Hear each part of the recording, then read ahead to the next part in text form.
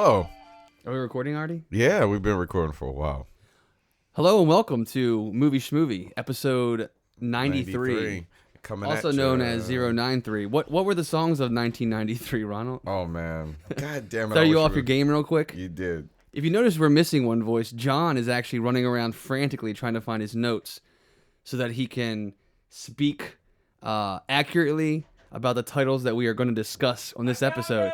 Oh, did you guys hear that? Good news. He found it. It was in a different room that he had to go up and down steps to retrieve. Welcome back, John. Hey, guys. That's John Walker. I'm Steve Ritter and Ronald James. Yeah. That's him. That's him Popular right there. songs of 1993. Number do we got? 1, Whitney Houston, I Will Always Love You. Oh, Tag team. classic. Whoop, there it is. No, Whoomp. Whoop. Whoomp. It's got an MP. Really? Look at their spelling. You have it right in front of your face. Oh, there were right? 2 versions. Do you know about 69 Boys? Whoop, there it is. That was different. That was Oh, Whoop. okay. Whoop, there it is. And Whoop. It was weird. It sounds weird to me. One was gross. Yeah. One was like gross, and then this one was like a little more radio. Okay, so we got 2. What's the third one you want to throw out there? Janet Jackson, That's the Way Love Goes. Very Good songs. Yeah, great I was songs. 10 at the time, loving this shit, soaking this. I miss buying tapes. I miss buying physical media, man. okay. That's all I was gonna say.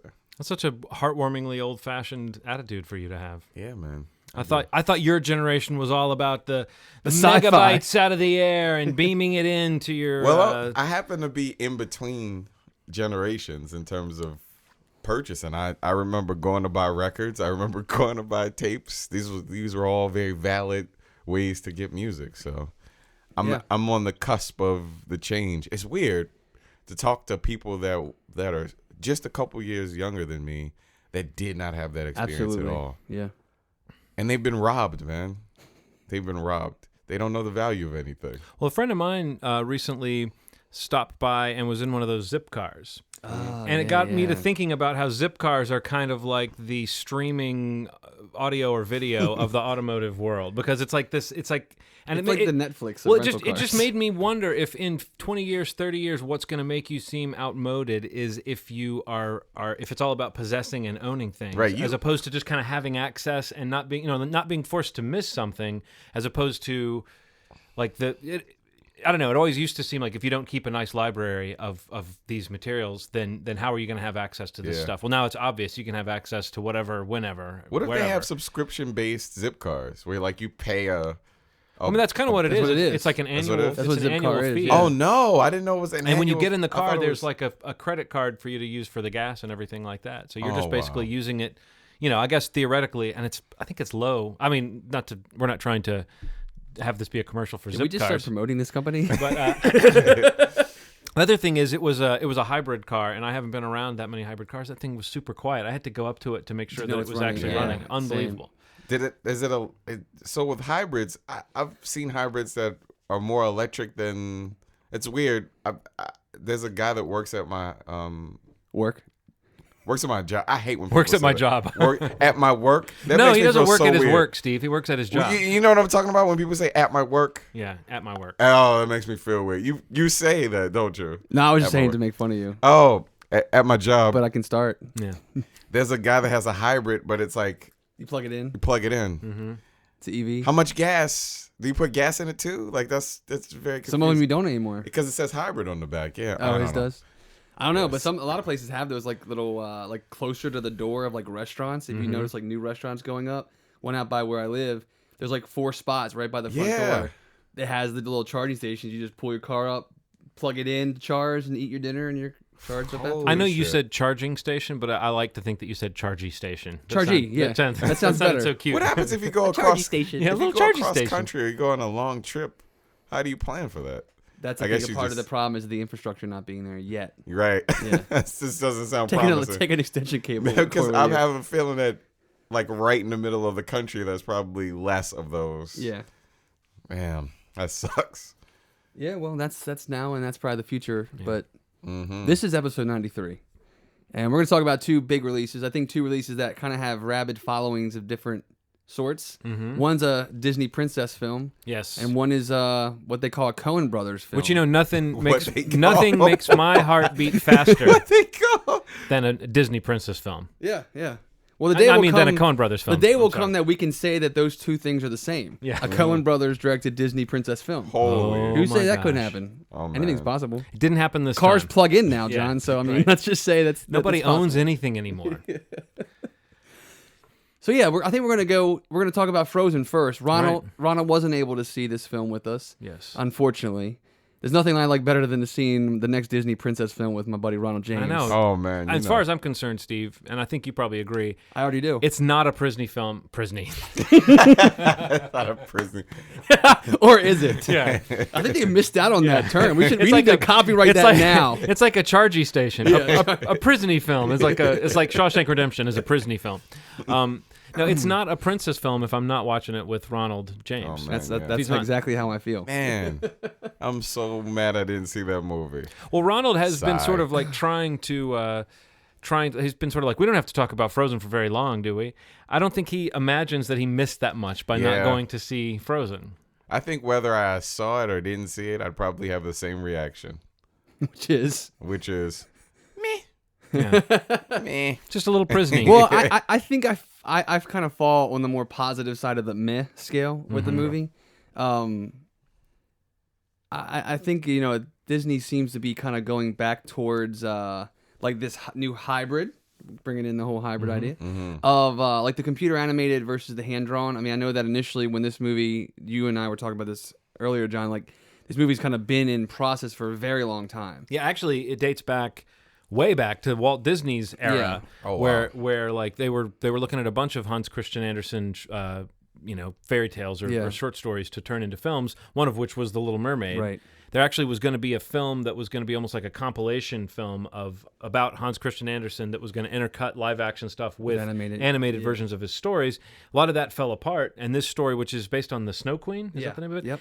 Was they had difficulty developing it for one of their movies because the protagonist, the main character is kind of this villainous character, and they were having a hard time, breaking that story so that they could have the Snow Queen be sort of the villain of the story, but also kind of the main character in the story. And it makes sense when you see this film. It makes sense that if they were going, I mean, I honestly don't have a very clear picture of the Hans Christian Andersen story in my mind, but it makes sense if that was the case. You can kind of see how this movie represents, like, it's both a throwback to those princess films and kind of an attempt, at least, at doing a more modern kind of girl power spin on one of those things.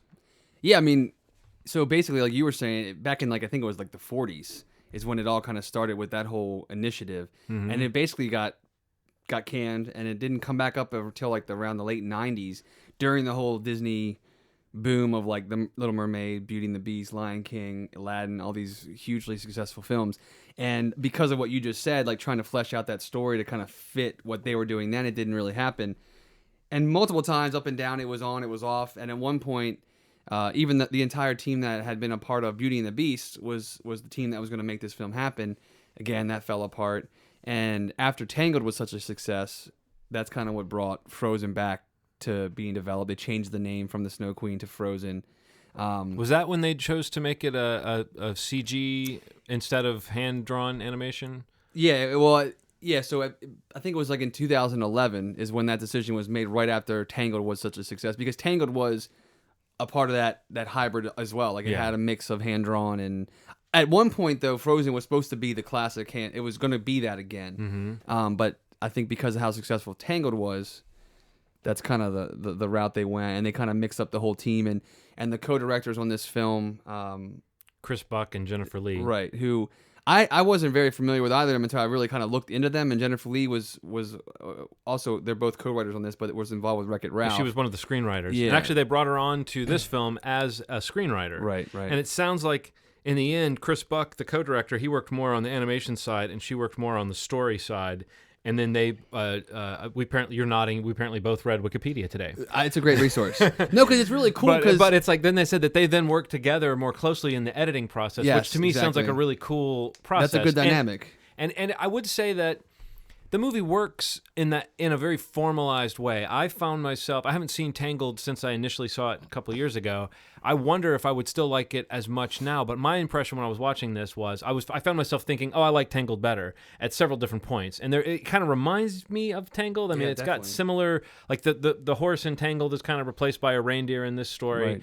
And you have kind of a goofy, the male lead is kind of a goofy but heroic character, and you have a girl who's very self-realized, and it's about her empowerment, but she does still have this relationship with this guy. I mean, there's all these things that feel like, again, it's that modern spin on the typical Disney movie. I think they do a pretty good job with that, but I found in Frozen just... the character designs were sort of blah. There's nothing really that was that unique about them. And there were a couple of points where it was one of the big musical moments where I found myself... I really felt like I was watching... Maybe this is not something that's known to all of you, but if you've been around like a young girl or a house with a young girl in it in the last 5 or 6 years, you may have seen one of these direct-to-DVD computer-generated animation Barbie movies that has like a fairy tale slant to it or whatever. I felt like I was watching one of those, which to me, when I'm watching a Disney film... to feel like the character design is kind of a stumbling block, and to feel like I just am not that impressed by the visuals, to me that's sort of a shocker, because even when Disney's material is not that interesting, usually the animation side of it really holds up. Right. I think there were stretches in this, it just felt so paint by numbers to me. It did not feel like a great new step in this genre. It felt like something that felt really kind of old hat in that way. I don't know. That was the biggest miss of the movie for me. I didn't really catch on to it, like the animation issue that you're, I think, going with, but what you kind of touched on was the music. I think the music's there. I don't think it's as overwhelmingly impressive as like all these films that it's being compared to. Yeah. Particularly like Little Mermaid and Beauty and the Beast and even Aladdin. And I think one of the biggest things that bothered me about this movie was Idina Menzel. She's the voice and the singing voice of this and Elsa, it's her kind of Queen. Shrill singing voice that the big number, the Let Go. Yeah, that's the one I'm talking about. I was very unimpressed with that song and her performance. I mean, like they make these movies like it's got like a vibe of, you can see they're going to have a Frozen Broadway musical. Disney's going to have this, and they have this big, huge Broadway voice in this movie, but it just does not fit. Like I didn't find any of her singing parts, even the duets that she has with Kristen Bell, but it was super distracting. And Kristen Bell, by the way, does a fine job. And it's like her voice, you just think about her speaking voice, she's perfect for one of those, again, Disney princess type roles. She's great. She's got that right amount of kind of spunkiness and kind of every girl, but there's also something kind of theatrical and very controlled. But it just felt like Menzel's voice was too big for this, and it was kind of abrasive to me. Yeah, very shrill. And Belle's voice it sounded like, if you want to compare it to somebody like, the singing voices of Ariel or of Belle, it was much more in line with that. Ronald's always comparing things to Ariel. I know, and Belle. It always goes back to Beauty and the Beast and Mermaid, but you know what I'm getting at there. No. Like, that was the biggest thing coming out of the theater that bothered me. I think overall I really enjoyed the film. I don't think I didn't find it as great as the hype that I had kind of going in with it. The only other thing that kind of bothered me, but I think played incredibly well to the audience, was Olaf the Snowman. Josh Gad voices this snowman that Elsa created, and is kind of like this, a sidekick for Anna and her it's like adventure. She's got this magical ability which she's born with, and she magically brings this snowman to life at some point in the story, and then he kind of becomes one. You didn't like Olaf? I don't think I did. I mean, like, I really Olaf saved the movie for me. I liked his song about summer. I thought that was super great and funny and cute, and just something about that character, like the characterization of that talking, singing, dancing snowman in a Disney film. Yeah, it did not fit with me. I just feel like that element of nature, I don't know that I've ever really accepted that in a Disney film like that before. You know what I mean? It's usually like a human or an animal. I don't feel like you've ever really, that I can recall. Like, that kind of character feels to me like these other, like, direct-to-DVD animated films that you're talking about. I'll confess that even though I thought he was the bright spot of the movie, I thought the character design was uninspired, just like everything. Yeah. So it's like, from the trailers and stuff, I wasn't going like, gotta see more of that snowman. But maybe it's just, you mentioned his musical number. Maybe I got so won over by the fact that these other songs were kind of bland and kind of expected. And then here comes this song that is like a funny joke that plays off of this character's naivety and tells you a lot about him, but also has this hint of darkness to it. I mean, basically, the gist of his song is he's a snowman who doesn't realize what it means to be a snowman because he lives in this winter wonderland, and he can't wait for summertime. And he's singing a song about wanting it to be summertime, and then he keeps getting to this point where he says, and then I'll do whatever snowmen do in the summer, you know? But everyone who's hearing him sing the song knows that, he's just going to melt, he's going to die.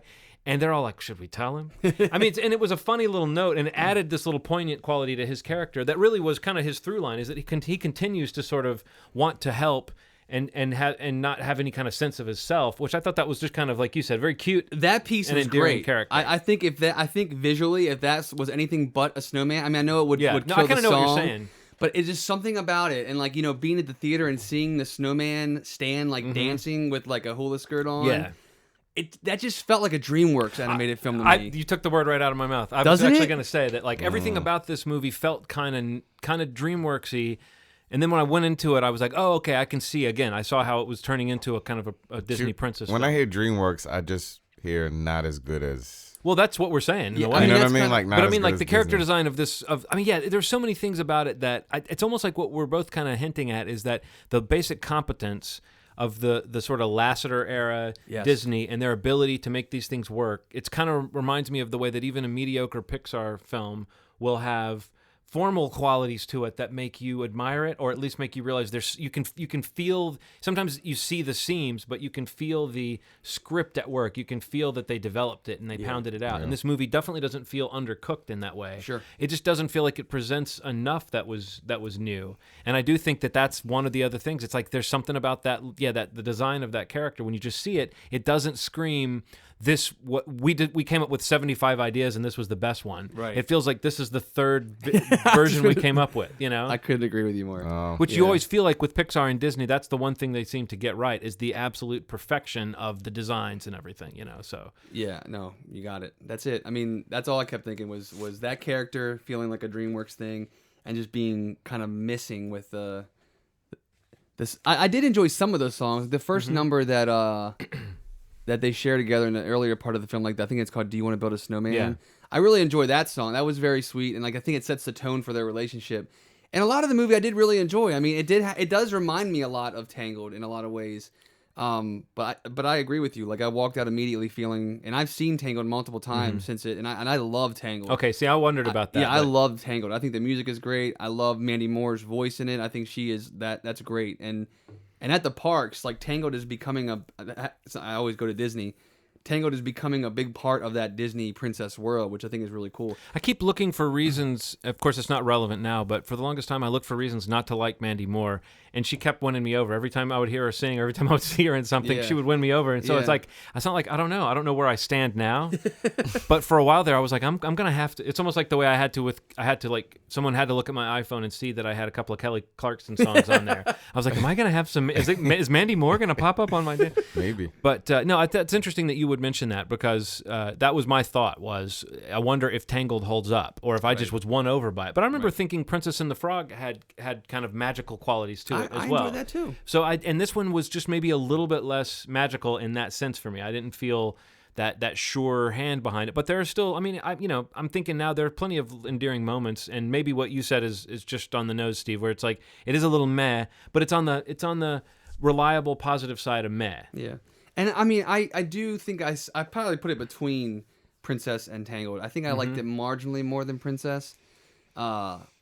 But I haven't seen that since it came out too. So I'm just such a sucker for the hand-drawn stuff that I think Princess to me... That's what stands out. I mean, and that firefly. Yeah. Oh man, what is he a firefly? Yeah. That whole story. Oh man, that got me. Yeah. In that movie. That was great story. actually. I didn't see it with them, but Nikki and Henry were watching it together. My wife and my son, and Nikki was crying, and Henry must have been like 3, and like went over and comforted her, and it was that's adorable. It was like for the longest time, it was the cutest story I'd ever heard in my life. Was how he went over and was like, "Don't cry, mommy," you know. But no, I think that it's like there's obviously something about Disney. There is something about that magic. Like I grew up with those films. Not only grew up with them, but I remember when I was in high school and I was a big animation nut. The kind of the sort of 90s Renaissance or late 80s, early 90s Renaissance. I still can't. I mean, Little Mermaid is one of my favorite animated films of all time. Agreed. And I don't think that I don't think Beauty and the Beast was quite as good. I didn't think Aladdin was quite. I mean, so in a weird way, I feel like I loved Aladdin. I feel like Aladdin is great. I'm just saying that to me, The Little Mermaids sort of set the template for this almost entire era of Disney, and they're still kind of going back to that template of kind of spunky heroine. Give her something, give her a challenge, give her kind of a moving song. I guess the other thing too is I think about when we're talking about whether the songs are there or not. Little Mermaid, I think, just hits on all cylinders. There's 3 or 4 just like classic songs in that I would still probably enjoy. I had the soundtrack. Oh, I did too. Yeah, I have it on my computer right now. I had it on tape. I have every Disney song. I mean, I love Disney films. I really enjoyed this movie. It isn't what my expectation wanted it to be, but I think it is a very good sign that Disney is going, like Disney animation outside of Pixar has the train rolling on the right track, I think. And I think it's only going to continue to improve. Isn't it weird that Pixar's had a couple of 3 in a row that were not that inspired? I mean, even though I thought Monsters University was a lot of fun, it's not a movie that feels like it had to be made. Agreed. Yeah, I know, agree. and then like even though I enjoyed Brave, I think that I find that I'm putting Brave in a higher category than most people are. But I would say that the things that I had found myself admiring about Frozen, it reminds me of when I was watching Brave. One of the things I admired about it was that it was a mother-daughter story, and you don't get to see that very often. Yeah, that's true. I think when I was watching Frozen, I was thinking this story of the 2 sisters and the way that the movie almost makes the concept of the love interest irrelevant, or the concept of there being a villain irrelevant. That was great. There was one false note for me, and I don't want to give too much away except to say that there's kind of a villainous character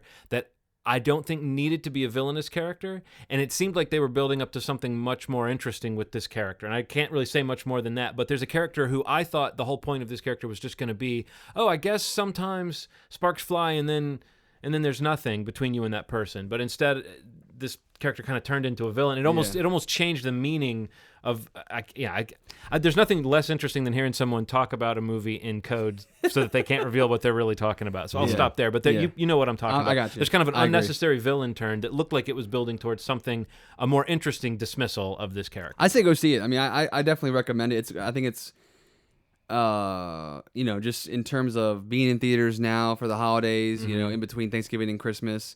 I mean, I'm not sure. Actually, I don't even know if there's much other animated on the dock for the holidays that are. Hearing you talk about this movie still doesn't make me want to see it. Yeah, I can't imagine. Well, it's all sarcasm to begin with. You don't really like these movies, just for people to wonder. But, no, it's not, I don't mind these movies. It's just this. I think it's worth seeing. I mean, I would recommend it to you still. I think it's still good. I mean, I saw it twice, and I think it's there's a lot there to enjoy. I think just picking it apart is only because I hold Disney animation so dear, But it's exactly that. In the tradition of Disney films or Pixar films or these movies that are just made with a lot of quality control and a lot of control, period, there's something, you know what I mean? If you sit down and watch it, there's going to be something where you're going to go, oh, okay, they had something that they were trying to do and they pulled it off. Yeah. It's just, I would say even more so, like, if this sounds like a movie you need to go see, you'll probably enjoy it. If it sounds like a movie you don't need to go see, you don't need to see it. Stay away then.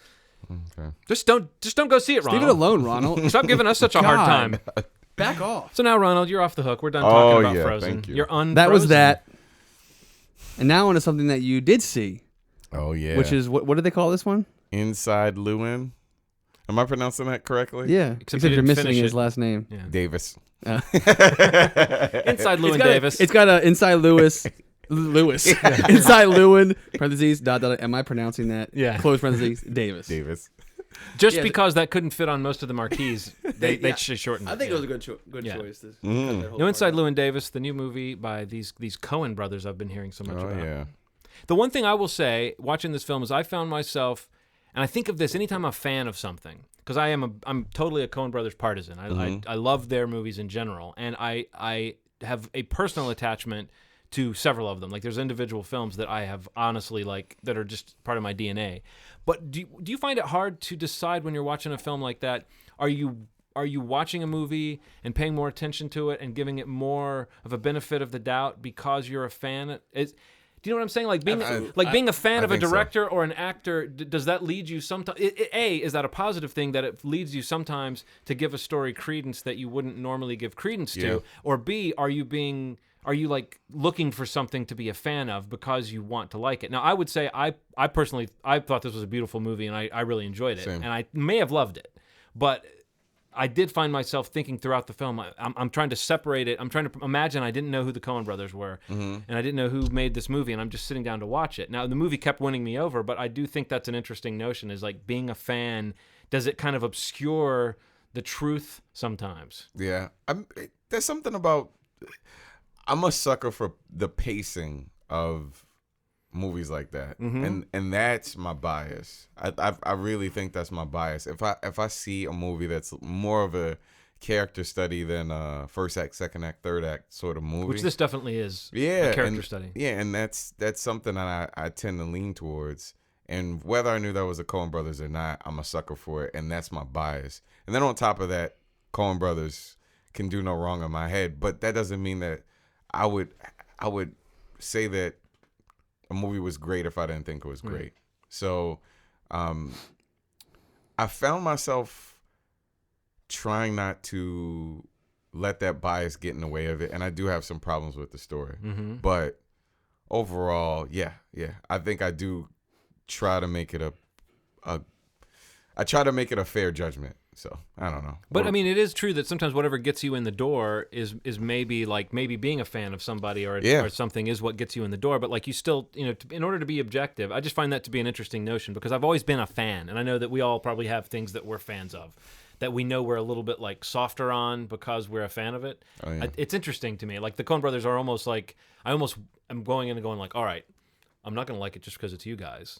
But then all the little touches that are totally Coen-y, that's what wins me over most of the time. In terms of the pacing you mentioned, and just the scope. And the fact that they do have this control of what's in the frame and the composition, but it doesn't, as much as I love Wes Anderson, it's not so hyper-engineered like Wes Anderson's films are, where you feel like, I mean, the Coen brothers movies actually do have a certain amount of kind of randomness and life kind of coursing through them, where you feel like maybe that's orchestrated, but their movies aren't as stylistically bizarre as their reputation would suggest. Right.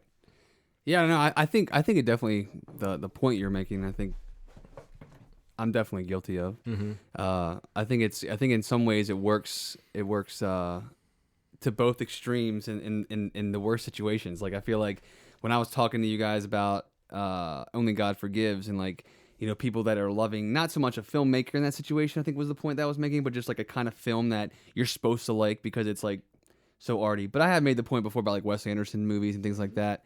Like I think people go in and make excuses sometimes because like they want to like it because they love that person or they love that actor or whatever. And I definitely do it with certain people. I definitely make excuses, or I'll find myself defending a movie that maybe universally was hated or disappointing. But I really do love the Coen brothers films. I don't know that they're like my favorites. They're definitely filmmakers that I always will see their movies, and I always look to enjoy their movies, and I've enjoyed the vast majority of them. I did feel like this wasn't one that stood out to me though. There were some things I really did enjoy. Like I agree with you, the pacing I think is great, and I love the characterization of what we were watching. The idea of a musician in that time, it just being like dark and kind of desperate, and like really no silver lining to it in my eyes, because I feel like that's the majority of the musicians that were in that time. I'm thinking of like two moments in the movie that were actually kind of warm. But you're right. Outside of that, like these little glimmers of compassion, there's really only, a small handful of them. Yeah, I think I'm saying one of them. I'm agreeing. I'm just saying it's interesting that it's not as bleak and relentlessly bleak as a story like that could be. Right. But that might be because of the kind of dashes of humor that, again, you do come to expect those from a Coen brothers film. Right. And that kind of keeps me into it. I don't know. I just I did really enjoy Oscar Isaac's performance. One of my things I mentioned to you guys after we saw was like And it is probably something that you pointed out to me, John, which was basically like my issue was it really bothers me in some of these films, like where a filmmaking, the duo in this case, like basically they become so popular in their films, and even in small roles that somebody's on the screen for, a moment or two or a couple minutes, in a lot of other movies, it might just be a supporting person. You've seen that guy before, but you can't place who it is. Yeah. But in this movie, it really kind of like, it was kind of weird to me, or almost a little distracting to see the big names in like these little roles, because it almost I don't know. I think it is what you suggested, which is like, that those people are willing to do this because it's like a Coen Brothers movie. Right. But it almost distracts me a little bit because I feel like, are they going to play into this movie in some other way, or is there more of a function that their name is the third name on the list of this big giant movie poster? Right. Having Garrett Hedlund's name on the film poster, like I'm like, he has like 4 lines in the movie, and his character is, I don't know, it's kind of forgettable to me. I think if you look at how everyone, I mean, there's definitely a couple of, like John Goodman.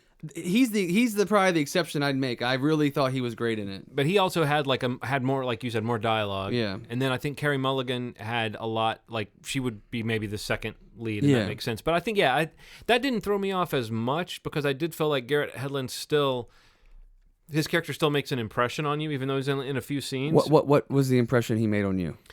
In the course of this very episodic story of this guy who's kind of going through, it's almost like I described it before I even saw it to a friend of mine as it looked like the kind of movie where it was going to be about a character and you're going to see that day where they take all the lumps, where they take all their lumps for the, like, everything that's been coming to them, everything that's been coming home to roost.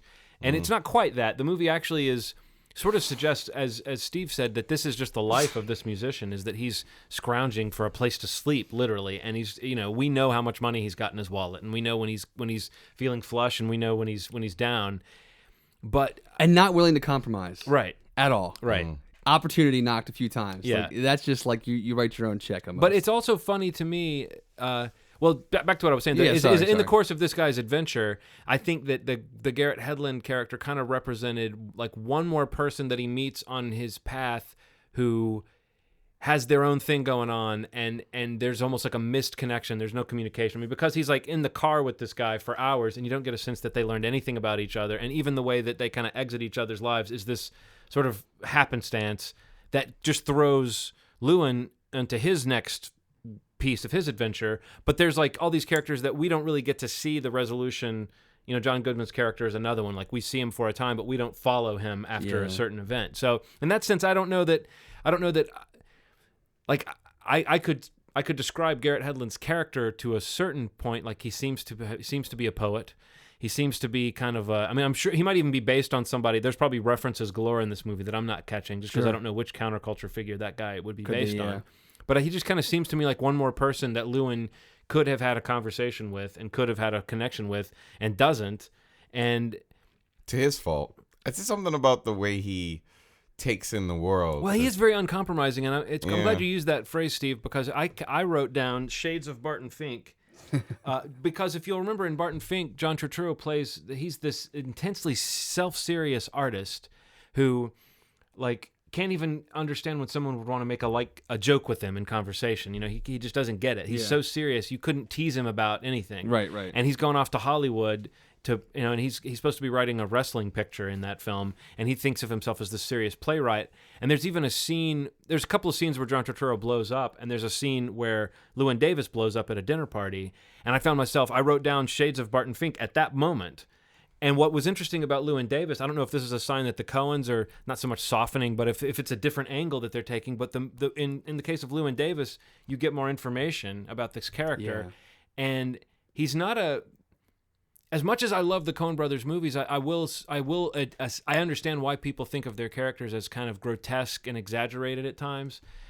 And I think Llewyn Davis, even though he is still that uncompromising kind of prick, we see where his pain comes from, or we at least see where a lot of the pain he seems to be dealing with in this movie might be coming from. And it makes you think about that scene where he blows up at the dinner party, rather than it being a Barton Fink moment where it's like the joke is on this artist who takes himself so seriously.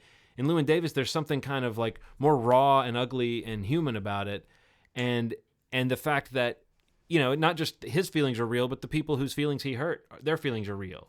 And you get a sense that there's all these people kind of enabling this guy, and they all sort of halfway believe in him, but he still has to figure things out for himself. I found that to be actually, even the more I'm thinking, because we literally just saw this film like a couple of hours ago, I'm finding myself kind of realizing that is maybe what the movie was trying to do, was to sort of put you in that position where here's this guy who you would almost want to write off as being too serious and too uncompromising, but he actually is sort of a damaged guy who is maybe more fragile than his exterior is Yeah. suggesting for the whole movie. Like he says something near the end that's actually very bleak that suggests he might be thinking of ending his life.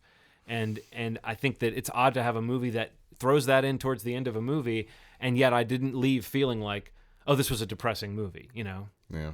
I don't know. I mean, that's kind of cool that his experiences are kind of on the tail end of this very frustrating existence where he's kind of been chasing his art, and although like his drive is questioned a little bit by by Carey Mulligan's character, Mm-hmm. none of them have to do what he has to do to get gigs and travel as much, and it's an exhausting existence, it seemed like. Mm-hmm. So it almost reminded me, it wasn't quite as bleak, but A Serious Man. Oh, yeah. Just the way Yeah. that he was taking beatings. That was an hour and a half of a man taking beatings. A Serious Man? Yeah. No, I was actually thinking of that movie a lot with this one, where it's, again, in A Serious Man, though, it's so rare for a Coen Brothers movie to center on a guy who tries not to do anything wrong. Yeah. In A Serious Man, it's all about this guy trying to make the right moral choices, you know. But I agree. I thought that was the Coen Brothers movie that most came to mind in terms of the tone of this one. Yeah. And it's also, Serious Man can be kind of a hard sell for some people, too. It is. Just Yeah. because there's almost nothing... There's nothing glamorous about the characters, the setting, the storyline. This at least had some, I thought, rather... really impressive performances in it. I thought the music was great. I love the music for sure. And there's even a great, like, funny scene where there's a song that they're performing in the studio that it really plays out. You know, I like the fact that they gave all the songs time to breathe. But Yeah. once you realize it's not a musical, but it's one of those movies where there's 3 or 4 scenes where someone plays a song from beginning to end, and you just kind of watch them perform and you watch people react. In terms of the visuals, this is something I think about a lot, just because I like to consider myself somewhat of an artist in some ways. It's something about the color palette that existed prior to 1990 something, the 80s and the 70s and the 60s and 50s. There's something about the way everything looked, especially early 90s, where you see like the spillage, or I'm sorry, 80s, early 80s, where you see the spillage from the 70s and how things used to look, and the kind of transition in the 80s, where when this takes place in the 60s. Took place in 61, yeah. Yeah, so that I used to look at like signage and stuff like that from the 60s, and it was one of the most beautiful times in terms of just the way things looked. Mm-hmm. I don't know about, obviously not the way people were being treated. Something really beautiful about this movie that is not existent in today's times, in terms of the way signs look, the way cars look, the way people look. Mm-hmm. The way they got a lot of people that looked like they were from that time. The clothes were like a brownish sort of thing going on constantly, and it was either a brown or black or white. And even then, the color palette, it's like a wintry, like Yeah. it's like an overcast look. Yeah, Everything's kind of muted colors, and there's something I think, but that things like that. If I notice that in a movie, I think that is a sign of a good movie. On top of it just being a good character study of a person. I mean, there were some lulls. It felt slow at times. Like it really, man. If you're gonna flesh out a song. And then you're going to show the road for a minute. And then you show, I don't know, a tree that can be kind of exhausting. See, I don't know that I ever felt, I think I never felt like I was experiencing a lull, but I did feel like the movie lulled me into like a relaxed state. Almost so much that when the movie ended, it was one of those movies where you can tell, you know, it ended because the credits came up, not because, like, the credits come up and you could feel the room full of people going, oh, okay. Yeah. All right, I see. But I think I kind of knew that. Like months ago, I read a reference where one of the Coen brothers said that they worried that they didn't have a plot, and then they came up with this cat. And that then they were like, we're fine. We've got enough of a plot. And so I came into this expecting it to be more of a character study. And so I think I was looking forward to that, which is a little odd because I remember reading in advance about it's based on Dave Van Ronk, who was a really influential musician in the late 50s, early 60s, you know, in the Greenwich Village folk scene. And he's one of those guys that I haven't heard of, but, you know, you look at who he's influenced and it's like, oh, he influenced Bob Dylan and Joni Mitchell and Leonard Cohen and all these people who everyone else was influenced by.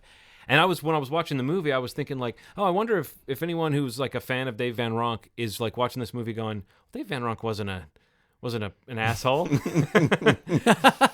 You know, it's like, it's not like a very flattering portrait of this guy, not just in terms of who he is, but in terms of like what his chances are. Like the movie really does not, it's not like it's about watching a guy get beaten down, but you really do feel that, you know, it's just not going his way. And there's several scenes where in a more conventional movie, you might have seen, like there's a scene where he plays a song for an important agent and promoter, and it, you know, it could be his big shot, and the way that plays out is just different from what you're expecting. But it kind of it just feeds into this guy's feeling of like, okay, what now? You know, and you even see what he's willing to do at the end of the story.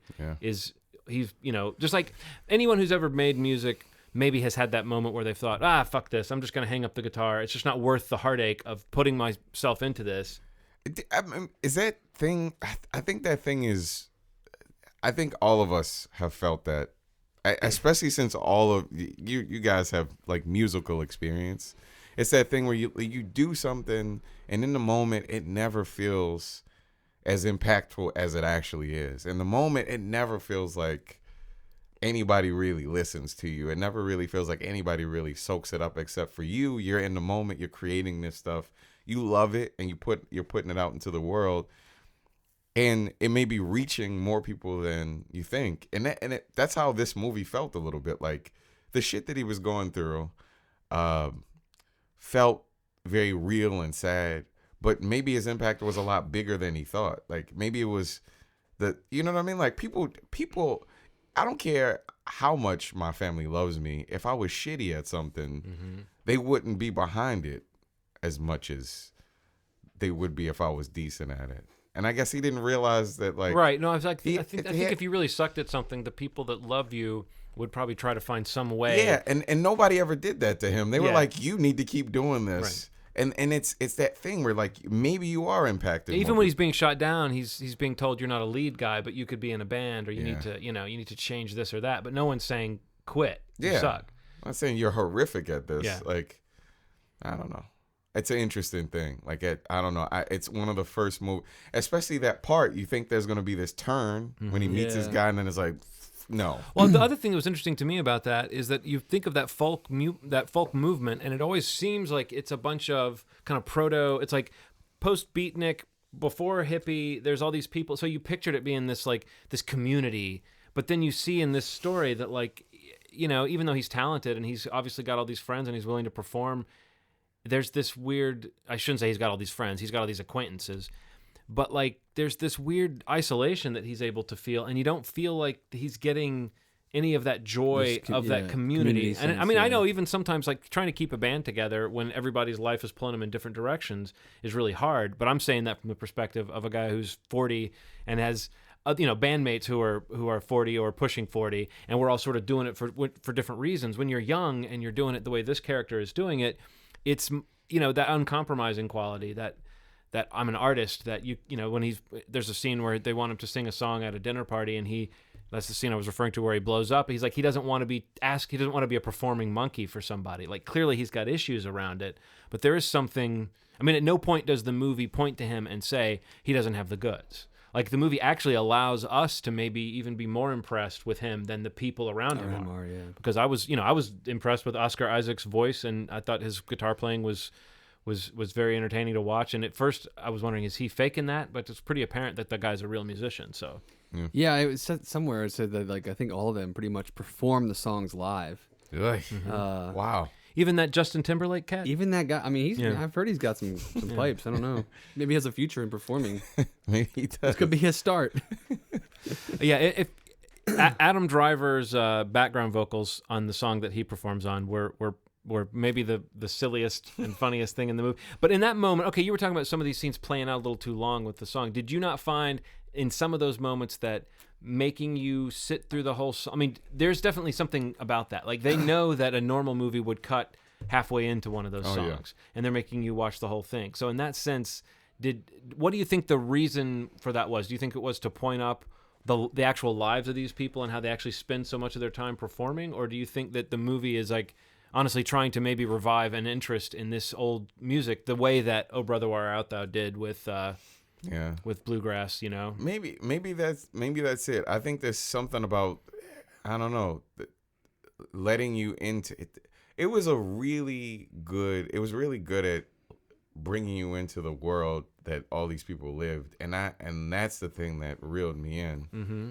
The thing that they're incredible at is making you feel like you're a part of this world, and that maybe is one of the things. Like, it's like you go to the club, you hear the song before you go on, you're nervous, you go on and you play, or you do something, whatever it is that you do. I can relate. I don't do music, but like with stand-up, I feel that. Like, you see somebody go up, you listen to them, you hear I it think all. any kind of performing is thing the same in that where there's sense. like a roster of Yeah. people. You're like listening to the other person. You're like, oh, okay, oh, cool, that's pretty good. And you talk to the club owner. That's so weird. That whole experience. Well, you know how you did. Yeah. That's one thing, is deep in your gut, you know how you did. Yeah. And then, other people, you have to kind of decode what other people say to you. Like, no one's going to say, I mean, it's rare that someone walks up to you and says, "You suck." Yeah. I don't know. You've played a lot of shows, Steve. Do you ever have anyone walk up to you and say, "You suck"? Never. Have you? That could also though be because we didn't suck. Well, I will say there've been nights where I sucked and I've never heard that. Yes. And so what I'm saying is, there are people that were like in the inner circle, Yeah. like where you're like, tell me right now, yeah. what are the areas of improvement? I'm talking more about whatever that fear is about getting up there. You feel like if you make a mistake, they're going to slash your tires and break a bottle and gouge your eyeballs out with it. But no, they just might ignore you. Worst case scenario, no one's going to make eye contact with you because you sucked. I one time bombed. So it's like, it's all about like getting up on stage and being willing to perform, and that there is something to, do you have what it takes in that moment? And this movie does seem to kind of suggest that if you're able to command that crowd, that there is something to that. Yeah, that stuff's so nerve-wracking. Mm-hmm. Oh, I bombed one time, and a guy told me, he said it like that. Like, I got off the stage, and he, like, not even like 30 seconds after I got off the stage, he said, "Oh, you fucking bombed, man. Mm-hmm. You did what?"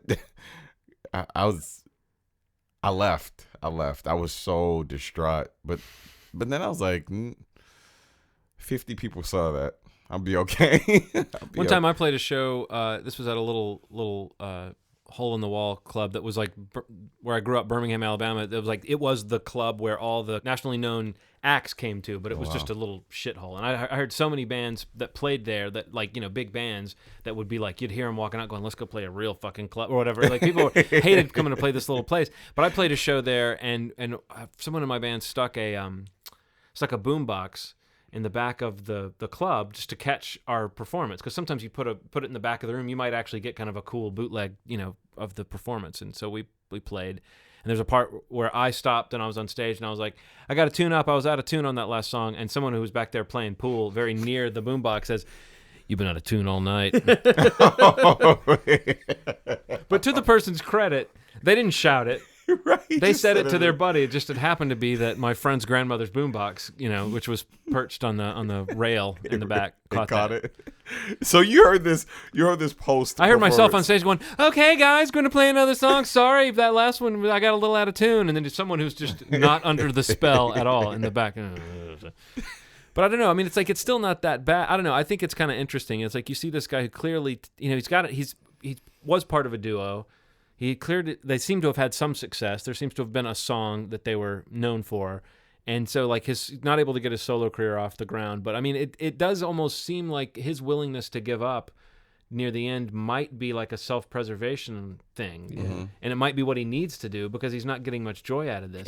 Interesting thing about him was, like, I felt like the initial of getting in your own way, it almost, because of what we find out of what happened to his partner, his duo partner, it almost seems something like he really maybe never even wanted to happen. You're never told that he wanted to be a solo artist. You're almost like, had that decision not been made by another person, would he still be enjoying success and not even be in this situation, where he's trying to be right in this mold of what they're trying to get him back into. Yeah, he didn't ask for this. Exactly. So I was almost a little compassionate for him in a lot of ways, like, and in the moments where he was, like, in the session and being offered this, and in his audition, when he was kind of shot down, but then kind of an offer of a different kind, and it's just like, I didn't ask to be like this to begin with, so I'm not gonna go do something else that I don't have any interest in doing either. Like, did that come off to you? No, I know exactly like, what you're saying. That's a good observation. I kept thinking that the whole movie was like, I feel like he's his own worst enemy at this point, but putting him in this point, I don't know if it's him that did that. It could have been a decision of somebody else's, that made that happen. And his reaction at the dinner party,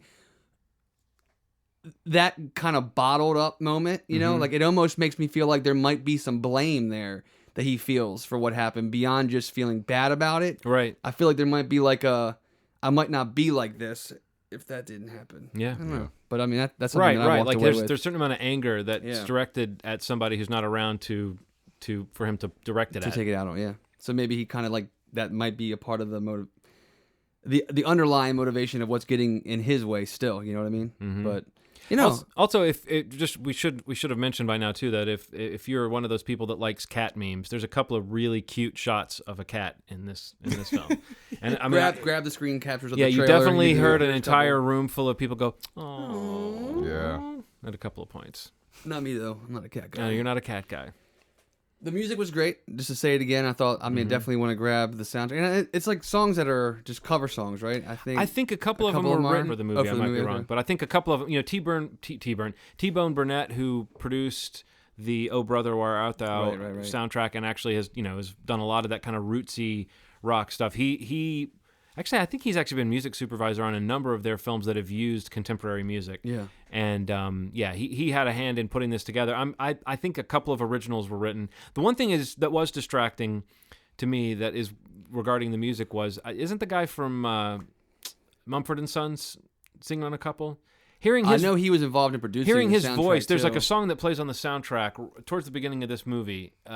When the cat gets out of the apartment and he goes after it, the sound, I think he was singing that version. Okay. I found his voice sort of distracting. Like, even if he sounds authentic, his voice sounds very contemporary to me. Okay. And I found myself, it's like it didn't sound like the era as much as when they're in the studio doing the song. Not Justin Timberlake either? Yeah. Well, no, Justin Timberlake actually did a great job of singing in that old-fashioned I thought style. so too, yeah. I'd say see it. Yeah. I liked it. I liked it a lot, actually. So, that's it. What? That's how I feel about it. That's it. Yeah, I liked it. Yeah, I mean, yeah. It starts its rollout next week, and it'll be wide December 20th, so you have some time to find it when it gets makes its way to you. Yeah, I mean, if you're a Coen Brothers fan, you got to see it. But yeah, I don't know. I think the standout to me was the music, and I think he did a great job. And like I said before, John Goodman, I've heard some talk of possibly, him getting a supporting actor nod. I could see that. Yeah, me too. I mean, given that you don't have to necessarily be in a huge chunk of a movie to get the supporting nomination, I do think his character makes a real impression and kind of looms large over, not no pun intended, kind of looms large over the middle of the film. So, and the supporting category this year seems like both actor and actress seems to kind of be up in the air. There's like not a true front runner in a lot of those categories. But I don't know. Yeah, I still enjoyed the movie. It doesn't stand out to me though, as a Coen Brothers. I mean, among the Coen Brothers films. Gotcha. But yeah, Frozen's in theaters now. Inside Llewyn Davis comes out next week, limited, and should be wide by the 20th. Cool. I didn't mean to get so quiet, man. I don't know. I was about to say, if we end now, this will be the most muted, thoughtful ending we've ever had. Maybe it goes with the ending of Inside Llewyn Davis. Maybe we should. Well, when you think about when people are going to be downloading this, it's going to be this is Black Friday. This is our Black Friday episode. Yeah, that's right. So it's like, I don't know. I'm just picturing I'm just picturing all the people with the food hangover from yesterday. So maybe people don't mind a little bit more of a muted, introspective kind of ending. It's a good point. It's a good point, John. African American. Way to look ahead. Yeah. Or Anyone who. What if someone is downloading this and then they ran out? It's like, if we get it out nice and early, they could be like in line at 5 a.m. for the PlayStation 4 or something like that at Best Buy. What would you like to say to someone who's out there on Black Friday shopping, Ronald? May the odds be forever in your favor.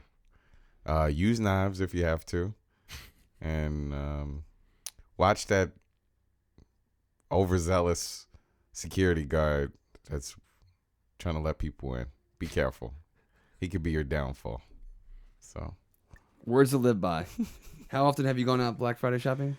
Once or twice. I was like, never. Yeah. Once or twice. Those seem to be good suggestions, so just go ahead and run with it. You know those days where everybody knows that there's going to be a lot of people in a place? Those are those days that I stay away from whatever that place I'm right is. where we are right now in your basement. Online is the way to go because the Black Friday sales are just as good.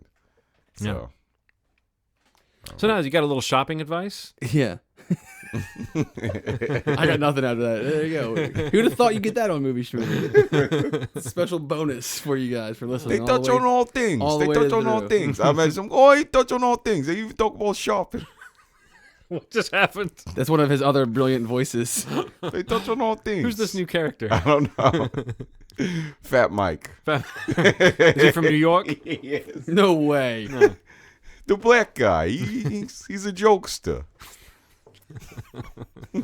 Is Fat Mike talking about our show when he says that? You know that black guy? I like that black I guy. like him. I don't like many of them, but I like this one. He's slightly racist. And He's pretty racist. I'm sorry, I don't like many of them. And he's getting slightly comfortable with gay marriage. Yeah, you can let him get married. Yeah. He's stepping it. He's one of those guys who's okay with gay marriage, but he's like, hey, you can fuck a fucking hippo for all I care. As long as you do it behind closed doors. Just I don't do care. it in my Yeah, I restaurant. just don't want to see you holding hands. Oh, he owns a restaurant? He owns Of course he does. He owns an Italian Fat restaurant. Mike. Yeah, of course he owns Of course he it. does. It makes sense. I love how we're talking about racism, but we're engaging in the worst stereotype. But that's what we do. We talk about racism here on Movie Schmovie. Yeah. Well, that was episode 93. Stay tuned. I'm not sure what we're going to be doing on episode 94 quite yet. One thing I think we can count on is we will be talking about some of the radio hits of 1994. Oh yeah, we will be talking about some shit, my friends. Yes, we shall. If I don't have a good list then. Hit us up, movieschmovie.net, movieschmovie@gmail.com, and the Facebook page is probably the best space to find us. Yeah, I have the right word. Yeah. You got it right. Yeah. But yeah, thanks for listening, and as always, you've made our day. Bye. 10, 9, 8, 7, 6, 5, 4, 3, 2. 1 second, please. Please, Mr. Kennedy. I don't wanna go. Don't shoot me in the outer space. Oh, please, Mr. Kennedy. Uh-oh. I don't wanna go. Don't shoot me